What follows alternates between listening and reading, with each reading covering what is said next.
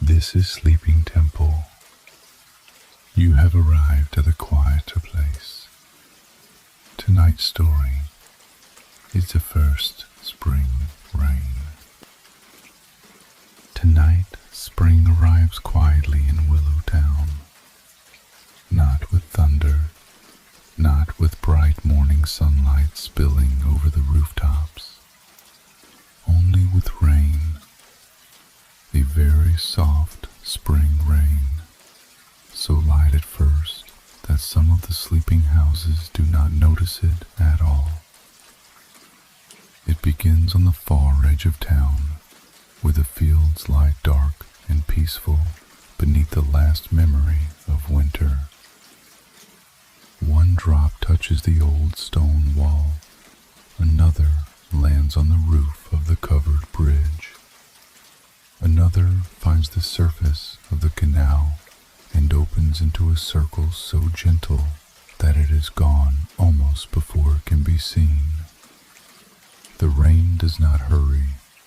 It comes as if it has been walking a long way through the night, carrying spring in both hands, careful not to wake anyone too quickly.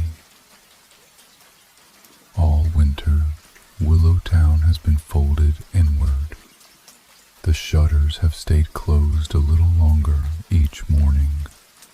The market baskets have smelled faintly of wool, apples, and wood smoke. The trees beside the canal have held their thin branches very still, as if listening for something they could not yet name. But tonight, the listening changes. The rain touches the blue tiles on the bakery roof and slides down in silver threads. It gathers along the edge of the clockmaker's balcony, then falls drop by drop into the quiet street below. It taps on flower boxes where old brown stems lean sleepily beside the first green points of new leaves. Along the canal, the boats are tied for the night. Their ropes are damp, their wooden sides darkened by the rain. They move only a little, just enough to make the water whisper against the stone steps. A lantern near the bridge glows through the mist with a soft amber halo, and the rain passes through that light as if the whole sky were breathing slowly. Winter has already begun leaving the town. It does not leave all at once. It loosens itself from the corners. It slips away from the shaded parts of the rooftops. It lets go of the stone path near the tea shop, where a faint warmth still rests beneath the door. It withdraws from the canal in small, patient ripples, and in its place, almost too gently to be called an arrival, spring leans close to Willow Town. The town does not need to open its eyes. It only needs to hear the rain, softly, softly, as if something new has begun, and there is no need to rush toward it. Outside the window beside the canal, the willow branches sway beneath the rain. They have been bare for so many weeks that their new leaves seem almost like a secret. Tiny, pale green leaves cling to the thin stems, not fully open yet, not trying to be anything more than they are. They tremble whenever a drop of rain gathers at their tips, and when the drop falls, the branch lifts again, lighter by one small silver bead. The canal below holds their reflection. It is not a clear reflection. The rain keeps touching it, softening every line. shows a wavering version of the willow branches, the bridge lamp, the window lights, and the narrow houses leaning kindly toward one another along the bank.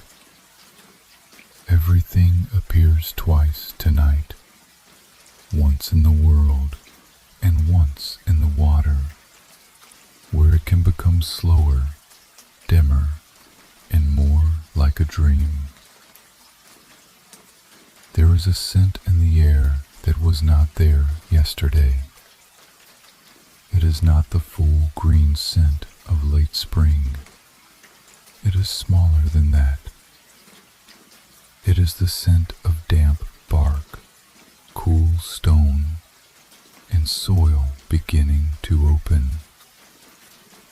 It is the scent of rain on old wooden doors, rain on clay flower pots, rain on the folded awnings of the little shops in the square. It slips through the cracks beneath windows and lingers in quiet rooms where people are already asleep. In one house, a loaf of bread cools under a linen cloth. In another, a blue scarf hangs over the back of a chair, still carrying the clean smell of outdoor air. In the tea shop, cups have been washed and turned upside down, and the shelves hold the faint fragrance of dried flowers, mint, and roasted barley. The rain finds all these small scents and blends them together, making a kind of evening tea for the whole town. On the paper window screens, flower shadows drift faintly. They are not real flowers, not yet. Only shadows from the little branches arranged in jars, and from the pale buds waiting near the glass. The shadows move whenever the rain moves the light. They stretch, blur, and gather again, like unfinished letters written by the night. Inside many rooms, stoves glow low and warm, not bright enough to keep anyone awake, only warm enough to say that the house is safe, that the kettle has been used, that socks have dried near the hearth, that someone has banked the coals carefully before going to bed. The whole town seems to breathe with the rain. The roofs breathe. The canal breathes. The narrow wooden bridges breathe. Even the lanterns seem to breathe, their amber light widening and shrinking in the mist. Beside the canal, the willow branches continue their slow movement. They bend toward the water, then rise again. Bend and rise. Bend and rise. Each motion is so quiet, it feels less like movement and more like rest. If you were walking through Willow Town tonight, you would not need to speak. Your footsteps would be softened by the wet stones. Your coat would hold the cool fragrance of rain. You might pause beneath the bridge lamp and notice how the first leaves of the willow are almost the same color as a thought before it becomes a word. And then you might walk home slowly, carrying nothing but that scent of spring, the scent of something beginning, the scent of the world being kind to itself. Across the river, a small lantern still glows inside a narrow wooden house. The house stands close to the canal, with one side facing the water and the other facing a little lane where rain collects between the stones. Its roof is low, its windows are simple, and its front step is worn smooth from many seasons of careful feet. In summer, morning light rests on the door. In autumn, yellow leaves gather there.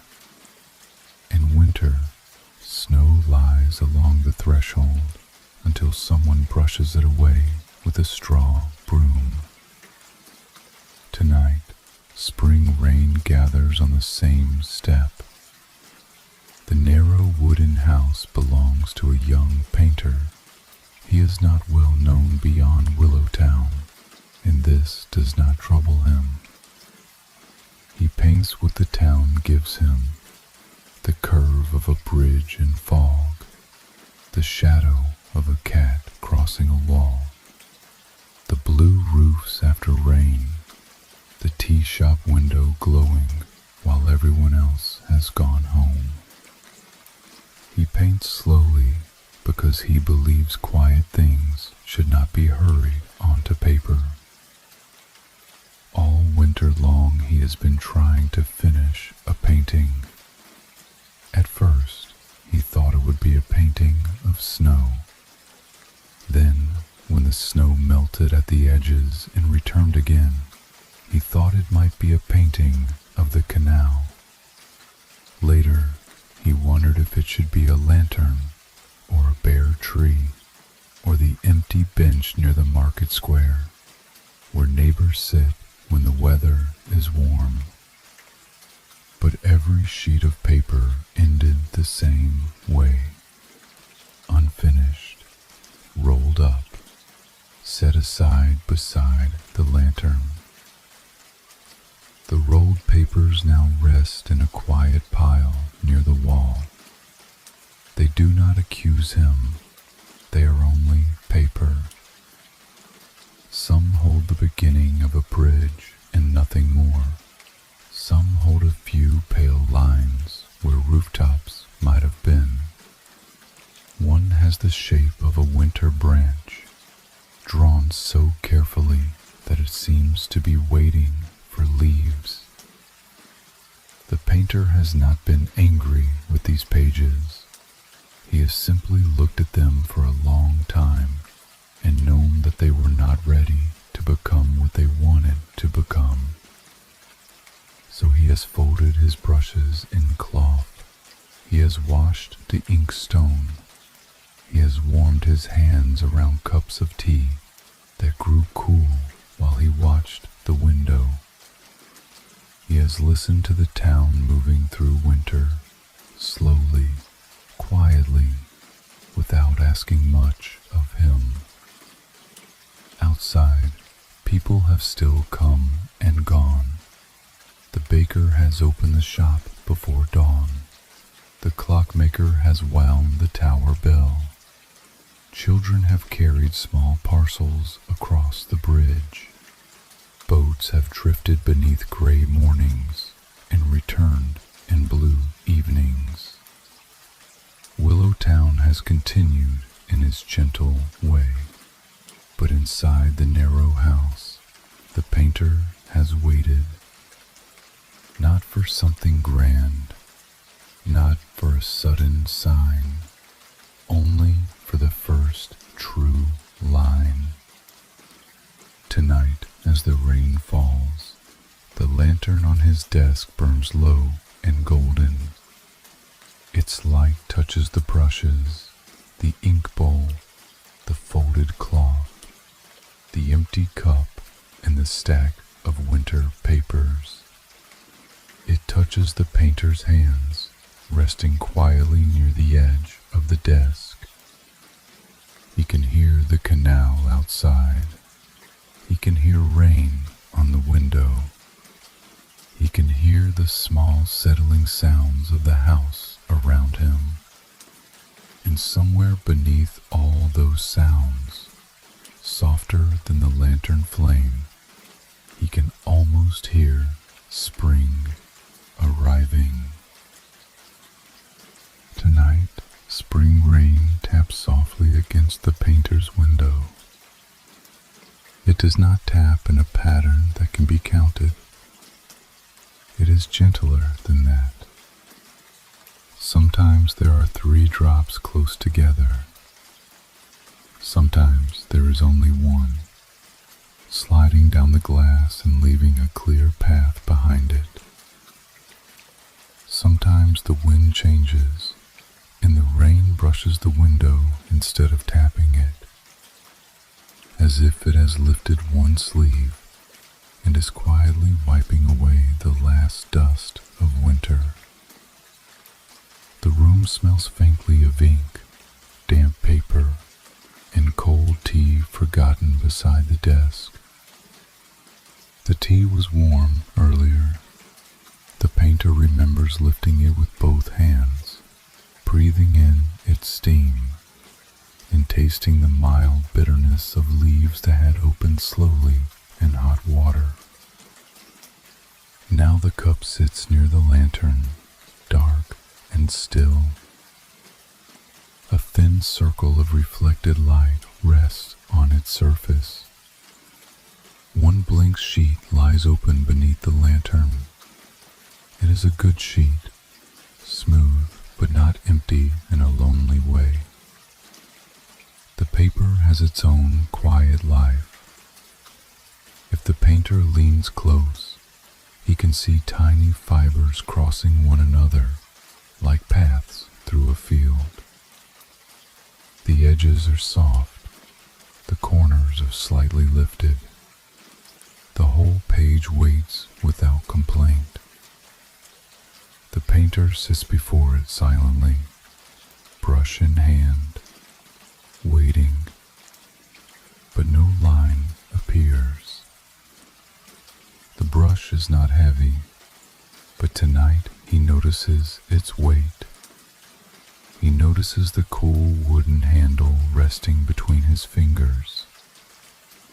He notices the dark point of the bristles, still clean, still gathered, still ready. He notices how the lantern light makes a small shadow of the brush on the paper, so that even before he has painted anything, there is already a shape lying there. Perhaps that is enough for this moment. A shadow of a brush, a sheet of paper, rain at the window, breath in the room. The painter lowers his hand a little, then lifts it again. Not because he is afraid, only because the first line should be allowed to arrive at its own pace.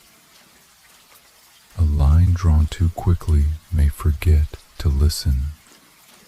A line drawn too carefully may forget to move. The painter has learned over many quiet evenings that paper sometimes needs silence before it can receive a picture. So he gives the paper silence. He listens to the rain. Across the canal, one lantern fades behind a curtain. Farther away, the bridge lamp shines through mist. Somewhere in the town, a kettle settles with a small sound after the fire beneath it has been turned low. Somewhere, a cat shifts in sleep and tucks its nose beneath its tail. The painter imagines all these things without trying to hold them. He lets them pass through him the way rain passes through lantern light. A drop slips down the window. It pauses at the wooden frame, gathers itself, then falls onto the sill outside. The sound is very small, but in the still room it seems clear enough to be a beginning. The painter breathes in ink, paper, tea, rain. He breathes out. The blank page remains before him, open and patient. It has not asked to be filled quickly. It has not asked for a grand scene. It has not asked for anything at all. It is simply there, a quiet place where something may begin. But just before the lantern light downs, a small breeze moves through the rainy night. It is not strong enough to rattle shutters or bend the trees. It does not push the rain sideways or trouble the boats along the canal. It is only a thin breath of air passing through Willow Town, slipping under the bridge, moving past closed doors, touching the hanging signs outside the shops so lightly that they do not even creak. The breeze reaches the willow tree beside the water. For a while, the tree has been standing quietly in the rain, its long branches trailing near the canal. Winter left the willow looking delicate and bare, but spring has already begun writing green along its stems. The new leaves are small, almost shy. They hold the rain in bright points, and each point catches the lantern light for a moment before falling into the dark water below. Outside the painter's window, one tiny willow leaf loosens from its branch. It does not seem to fall, it drifts. The little green leaf turns once in the air. Rain touches it, but does not weigh it down. The breeze carries it away from the branch and toward the narrow wooden house. It passes through the amber light of the bridge lamp, and for one breath it becomes almost golden. Then it turns again and becomes green once more. It moves past the rain, past the lantern glow, past the open window. The painter does not notice it at first. He is still looking at the blank page, still holding the brush, still listening to the quiet room. But the leaf, being very small and very patient, continues its slow journey. It touches the outer edge of the window frame. It rests there. Then another breath of wind lifts it just enough. The leaf slips through the open window and lands on the desk beside the blank sheet of paper. No louder than a whisper, no heavier than a thought.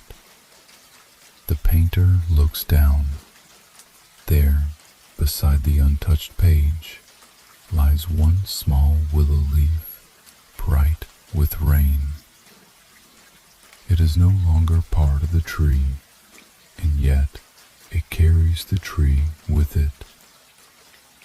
It is no longer outside, and yet it brings the night into the room. Its stem is thin, its surface is smooth. A single drop clings to its tip, clear and round as a tiny lantern.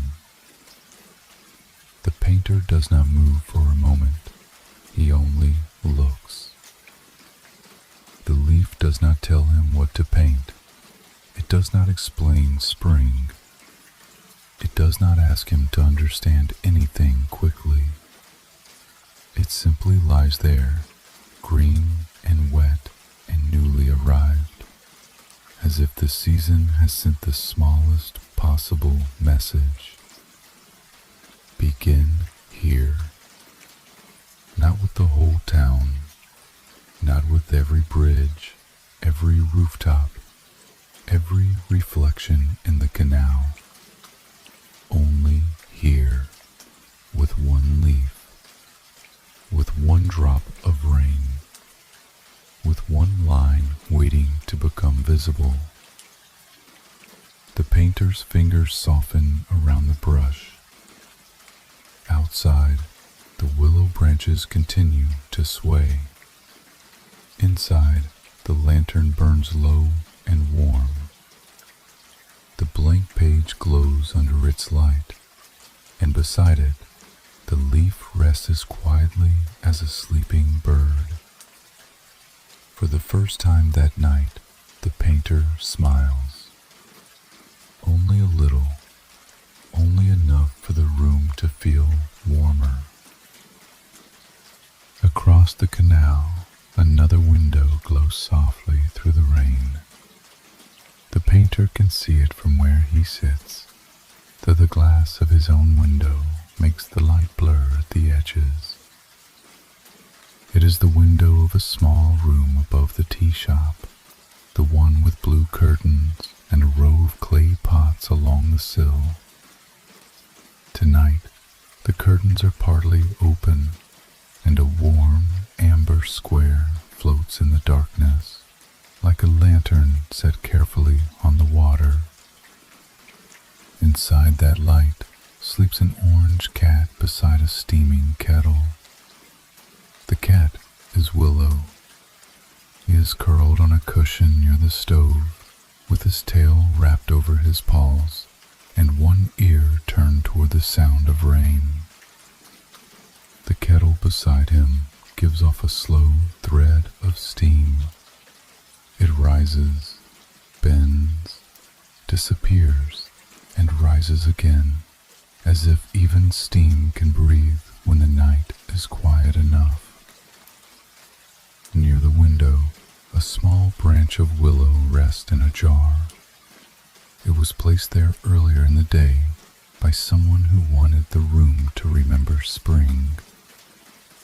The branch holds 3 tiny leaves. They are no bigger than a child's fingernail, but they have opened enough to catch the light. Outside the window, the real willow branches sway in the rain. Inside, the little branch sways only when the room itself seems to sigh. The painter looks from that warm window to the leaf on his desk, and suddenly, quietly, he understands. Spring was never meant to arrive perfectly. It was only meant to begin. It begins with one drop of rain on a roof that has been dry too long. It begins with one green point on a branch that still remembers winter. It begins with one kettle warming in a room where someone has chosen to rest. It begins with one cat sleeping through the weather, trusting the house to hold the night around him. It begins with one small leaf landing beside a blank page. The painter has been waiting for spring to come all at once, bright and certain, as if the whole picture should appear before the first line was drawn. But spring is not like that. Spring is slower. Spring enters through rain, scent, softened earth, and the smallest green edges. It does not ask the branches to bloom before they are ready. It does not ask the river to shine like summer. It does not ask the town to become new in a single night.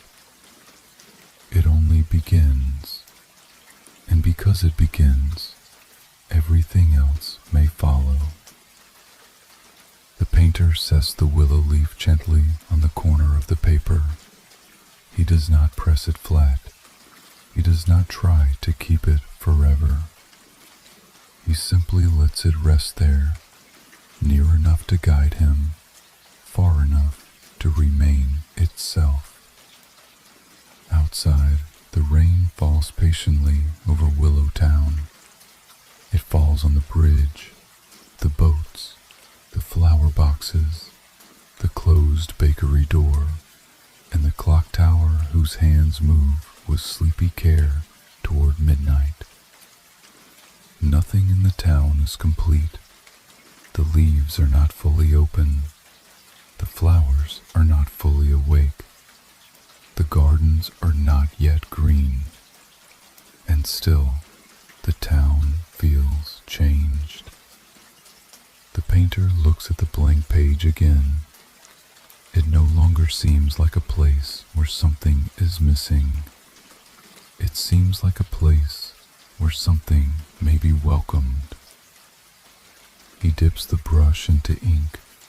The sound is very small, only the soft touch of bristles meeting the dark surface. He lifts the brush slowly, letting the extra ink settle back into the bowl. One drop hangs from the tip, then disappears into the bristles. His hand moves over the paper, not quickly, not with certainty that must explain itself, only with the same patience as rain. The first line is near now. The whole room seems to know it. The cold tea, the lantern, the winter papers, the willow leaf, and the rain beyond the window are all quiet. All of them are beginning. Slowly, the painter lowers the brush toward the paper. He does not paint a grand spring landscape. He does not begin with mountains or fields or sky full of blossoms. He does not try to fit all of Willow Town into one sheet. That would be too much for such a gentle night. The rain has shown him another way. He begins with one small willow branch. The brush touches the paper. A simple line appears. It curves downward, slender and soft, like a branch leaning toward water. The ink is dark at first, then lightens as the brush moves. At the end of the line, the painter lifts his hand so carefully that the branch seems to fade into mist. He waits. The line rests on the paper. It is enough. Then he adds another line, thinner than the first.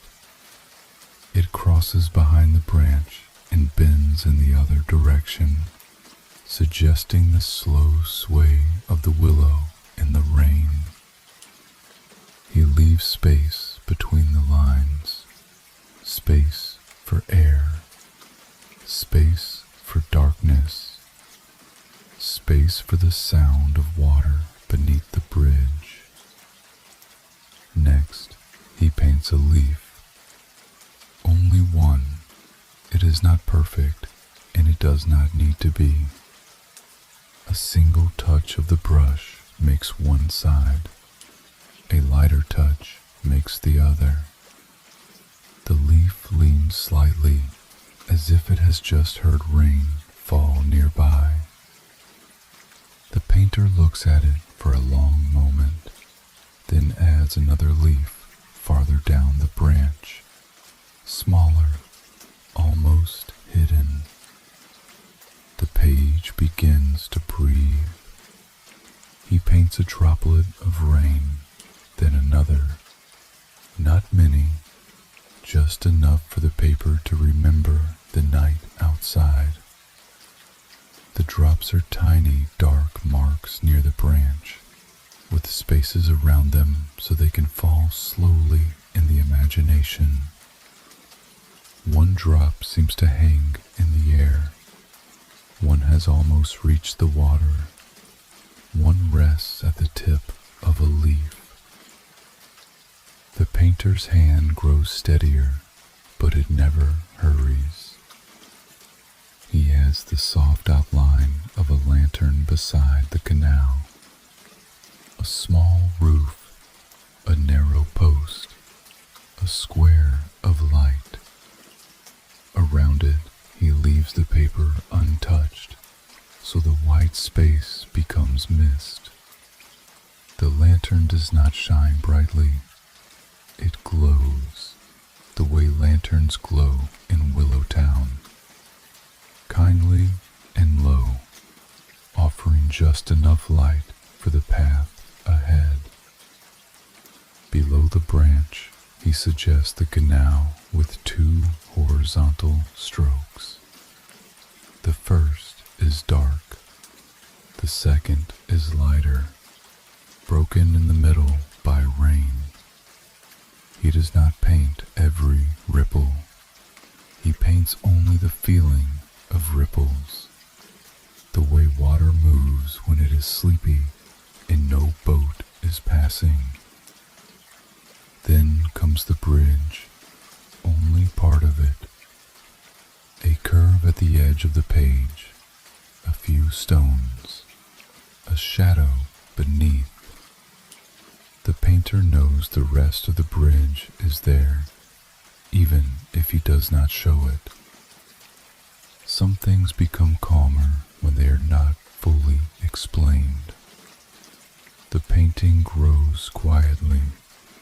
A willow branch, a raindrop, a lantern, a canal, a bridge almost hidden in mist.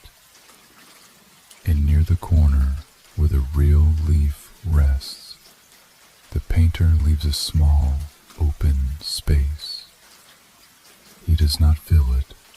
He lets the paper remain pale there, as if dawn might one day enter through that place. Outside, the rain continues.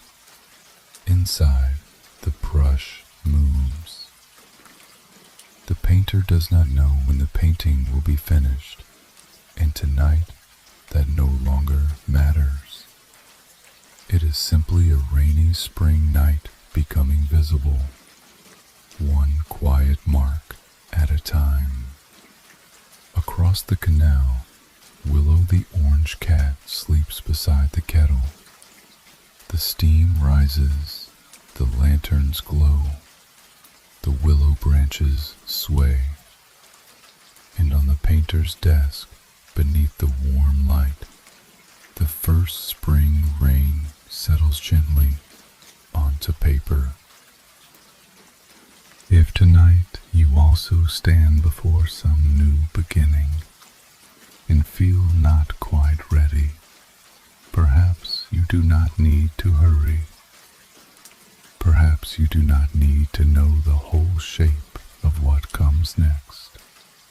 Perhaps it is enough to sit quietly for a while, the way the painter sat before the blank page, listening to rain, letting the room grow warm around him, letting the first small sign arrive in its own time. Spring rain never turns the whole world green at once. It falls slowly, quietly, patiently. It darkens the soil before anything appears. It gathers on branches that still look bare. It slips between stones, softens old paths, and fills the canal with circles that widen and vanish. For a long time, the change is almost invisible. The town looks the same. The rooftops are still blue. The bridge is still stone. The lanterns still glow in their familiar places. And yet, something has begun. In Willow Town, the rain continues through the deep part of the night. It falls on the painter's narrow wooden house, where the lantern is now lower than before. It falls on the bridge, on the canal, on the little lane outside the tea shop. It falls on the willow tree, where tiny leaves hold their drops and release them one by one. The painter rinses his brush. The water in the bowl turns pale gray, then settles. He lays the brush on the cloth, careful and slow. The painting rests on the desk before him, not grand, not bright, not full of spring in every corner. Only a willow branch, a few drops of rain, a lantern beside the canal, and a quiet space where morning may come. It is enough for tonight.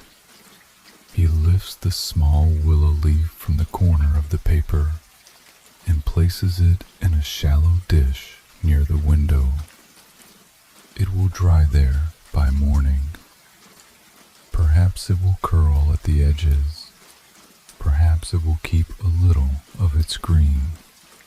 Perhaps one day he will find it again between the pages of a book and remember this rain. For now, he opens the window just a little wider. Cool spring air enters the room. It touches the ink, the paper, the cup of cold tea, the stack of winter pages, and the painter's face. It smells of willow bark, wet stone, and the canal moving slowly beneath the bridge. Across the water, the amber window above the tea shop grows dim. The kettle has stopped steaming. Willow the cat turns in his sleep, stretches one paw, and settles again into the cushion. His breath becomes as slow as the rain. The town is ready for deeper rest. One by one, the lanterns soften. The bridge lamp remains, but even its glow seems sleepier now, blurred by mist. The boats along the canal are still. The market square is empty. The bakery door is closed. The clock tower keeps time in a voice so quiet that no one needs to hear it. And you, listening now, may let the rain be the only thing you follow. Not tomorrow, not the whole path ahead. Only this gentle rain, only this breath, only the feeling of something small beginning inside the dark. You do not have to become fully new before morning. Tonight, like the painter, you may leave a quiet space on the page. You may let the first line be small. You may let the rest wait. Spring knows how to continue. Rain knows how to fall. Leaves know how to open when the time is right. And somewhere in Willow Town, under the first spring rain, something inside you may already be growing again. Softly, quietly, patiently, without needing to be seen, without needing to be hurried, only beginning, and that is enough.